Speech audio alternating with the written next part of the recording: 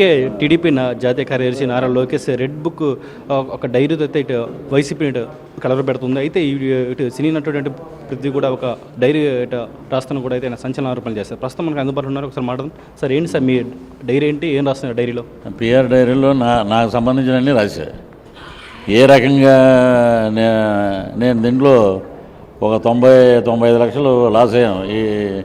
ఈ వీళ్ళకి ప్రచారాలకు వెళ్ళి డబ్బులు ఖర్చు పెట్టి మోసం చేసిన వాళ్ళు ఎవరు, దుర్మార్గులు ఎవరు, మనల్ని లేనిపోని విధంగా దుర్భాషణ వాళ్ళని ఎవరు, ప్రజల్ని ఏ రకంగా మోసం చేస్తున్నారు, వీళ్ళు గెలిచినప్పుడు వీళ్ళ ఆస్తులు ఎంత, ఇప్పుడు ఎంత అని చెప్పి ప్రజలకి మొత్తం చెప్పడం కోసం నేను డైరీ రాసుకున్నా. ఆ డైరీతో పాటు ఒక్కొక్క రోజు ఒక్కొక్క నియోజకవర్గంలో ప్రచారం ఉంటుంది. ఇప్పటి వరకు డైరీలో ఎవరెవరి పేర్లు రాశారు, ఏంటి ఉన్నాయి అవన్నీ ఒకే రోజు చెప్పేస్తే అలాగా రేపు పట్టుకోవాలి, ఎక్కాలి, చైతన్య రథం చాలా ఉన్నాయి. శ్రీకాళహస్తి నుంచి శ్రీకాకుళం వరకు చాలా పెద్ద డైరీ ఉంది మన దగ్గర. ఏ పార్టీ నుంచి మీరు ఈ క్యాంపెయిన్ చేస్తారు ఏంటి? నేను 2 జెండాల కలయిక, జనసేన, తెలుగుదేశం. ఈ రాష్ట్రానికి అభివృద్ధికి నాంది, సంక్షేమానికి నాంది, ఒక అద్భుతమైన పరిపాలనకి నాంది, పేదవాడి రాజ్యం, ప్రజారాజ్యం అంటే ఈ 2 జెండాల కలయిక తెలుగుదేశం, జనసేన. ఇద్దరు అధ్యక్షులు ఆశీస్సులు పుష్కలంగా ఉన్నాయి నాకు.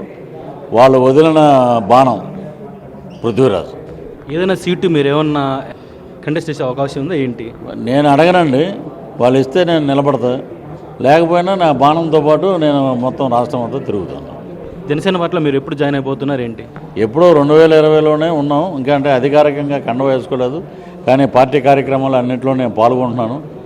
అంటే నా షూటింగ్లు ఇప్పుడే నేను ఒక సినిమా డైరెక్ట్ చేయడం, అది రిలీజ్ అవ్వటం, సూపర్ హిట్ అవ్వటం, దానివల్ల నాకు గ్యాప్లో ఉన్నప్పుడంతా నేను వీడియోస్ కానీ నియోజకవర్గాలకు కానీ వెళ్తున్నాం, తిరుగుతున్నాం, ప్రజలను మమైకం చేస్తున్నాం.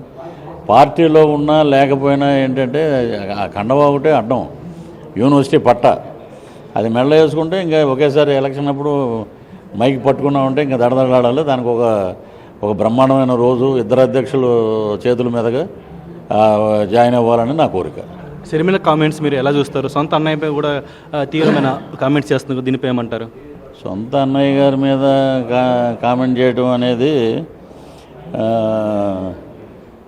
ఏంటంటే జగనన్న వదిలిన బాలం షర్మిల అనేది ఆమె. ఇప్పుడు కాంగ్రెస్ పార్టీ వదిలిన బాలం షర్మిల గారు. సో ఆ బాణం వాళ్ళకే ఎఫెక్టు. ఆమె సిన్సియర్గా పనిచేస్తున్నారు కాంగ్రెస్లో. కాంగ్రెస్ వాదులు వాళ్ళందరూ ఆమెతోటే ఉంటారు.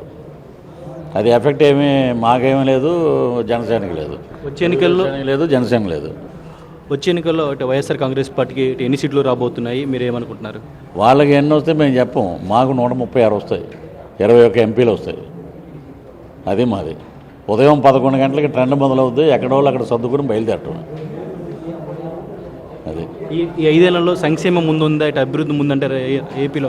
ఏమంటారు? ఏముందంటే బూతులు ముందున్నాయి, సంక్షేమం కాదు, బూతులు ఉన్నాయి. ఆడవాళ్ళు కూడా బూతులు మాట్లాడుతున్నారు, మగ మినిస్టర్ల బూతులు, ఆడ మినిస్టర్ల బూతులు. కాబట్టి బూతులు యూనివర్సిటీ నుంచి వచ్చారు కాబట్టి సంక్షేమం తొక్క ఏమీ లేవు, అభివృద్ధి లేదు, ఏమీ లేదు. బై రోడ్డు వెళ్తే మినిస్టర్లు అందరూ తెలుస్తుంది ఎక్కడ రోడ్లు ఉన్నాయి, ఎక్కడ ఏంటి అనేది తెలుస్తుంది. అది ఇటు అంబట్ రాంబాబు మీద మీరు సేమ్ ఒక డ్యాన్స్ చేయడం జరిగింది మూవీలో, ఆయన కూడా మళ్ళీ అదే స్టెప్పులు ఇవ్వడం జరిగింది. మీరు ఎలా చూస్తారు దాన్ని, ఆ సన్నివేశాన్ని? ఇప్పుడు మొన్న వేసాడా? మొన్న వేస్తే ఇప్పుడు ఎందుకంటే ఎడు తిరిగి మళ్ళీ ఎలక్షన్ ఓడిపోతున్నాడు ఆయన. ఇంక మళ్ళీ లేదు, భవిష్యత్తులో అయిపోయింది. ఇంక ఇలాగన్నా డ్యాన్స్లు వేసుకుంటూ అలాగ కాలక్షేపం చేస్తాడు. అది ఇరిగేషన్ మినిస్టర్ అంటే ఏంటంటే అసలు ఏంటి వ్యవసాయ, అది ఇరిగేషన్ ప్రాజెక్టులు ఇవి, వాటి గురించి మాట్లాడాలి. ఎవరన్నా మాట్లాడారా? కలెక్షన్లు మాట్లాడతాడు బ్రోది, లేకపోతే పోలవరం ప్రాజెక్టు గురించి ఎక్కడైనా ఒక్క మాట మనం విన్నామా? వీళ్ళకంతా అయిపోయింది. అధికారం వచ్చింది, ఎంజాయ్ చేశారు, అయిపోయింది. రోజా గారి మీద మీపై కూడా అనేక కామెంట్స్ చేసింది, దీనిపై మీరేమంటారు? ఏం చేసిందండి నా మీద? ఎన్ని చేసినా కూడా అండి, ఈ రోజున ఒక దరిద్రుడు జైలుకి వెళ్తే ఇంకో దరిద్రుడు సపోర్ట్ చేశాడనే మాట ఆంధ్ర రాష్ట్ర ప్రజలందరూ చూశారు. ఒక రజనీకాంత్ని మాట్లాడింది, ఒక పవన్ కళ్యాణ్ని చాలా రకాలుగా దుర్భాషలాడింది, చంద్రబాబు నాయుడు గారిని అన్ని మాటలు మాట్లాడింది. సినిమా ఇండస్ట్రీ నుంచి వచ్చి నువ్వు అలా మాట్లాడకూడదు, నువ్వు ఎక్కడి నుంచి వచ్చావు అనే సంగతి మర్చిపోయి ఏదో మినిస్టర్ అయినంత మాత్రం నువ్వు ఏదో పెద్ద గొప్ప సాధించేసావు, గొప్ప స్థానంలో ఉండటం తప్పు. ఆవిడకి చరమగీతం ఆవిడకి రెడీగా ఉంది, ఫస్ట్ ఓడిపోయి వికెట్ అక్కడే. మళ్ళీ ఇక్కడ రాజకీయ జీవితం కానీ ఏమీ లేదు, ఇక్కడికి సమాప్తి, సమాధి. Thank you. ఇది ఓవరాల్గా అయితే వచ్చే ఎన్నికల్లో టీడీపీ ఇటు జనసేన ఉమ్మడిగా అయితే ఇటు ఏపీలో అటు అధికారంలోకి రాబోతోని సినీ నటుడైనటువంటి పృథ్వీరాజ్ ఇక్కడ చెప్తున్న పరిస్థితి. ఇక్కడ ఉండే సమాచారం. వీడియో జర్నలిస్ట్ రత్నం జయరాం, బిగ్ టీవీ ఒంగోలు నుంచి.